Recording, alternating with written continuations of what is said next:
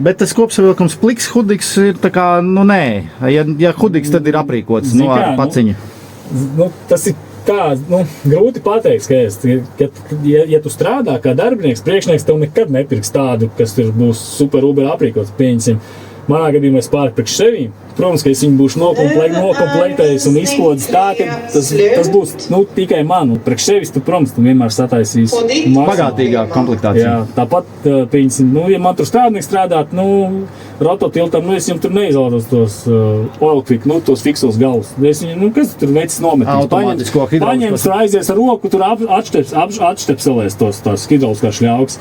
Es priekš sevī, protams, gribu vienkārši paņemu, rekur iespiež rototiltam čik, nomest rototiltam, pīņas kaut ko smagāk grib celt vai kaut ko, paņem čik iespiež te, reku lodziņā, nomet rototiltu un viss, man pliks āķis, pliks gals strēlē. Jo reģiņa rototilts ir kaut kādi 300-400 kg.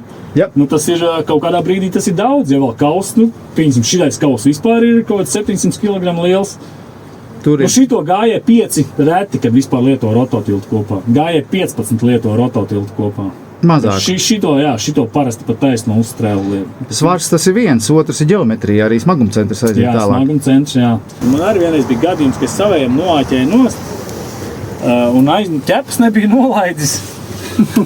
Bez frontālā kausa, jā? Jā, kausa, jā, jo viņš arī viņam tā kā atsvaram ir. Ar krānu visu var, viss stabili, tu arī mierīgi, pilnā strēlā izstiet, viņš nekur tev ratā neuzraud. Ar krāns, kad priekšā. Bet, ja tev nav krāts priekšā, tad jā, tad viņš tā kā to priekšu grib raut vēsā. Un tad ir svarīgi, kad kāds svars tur uz strēles ir.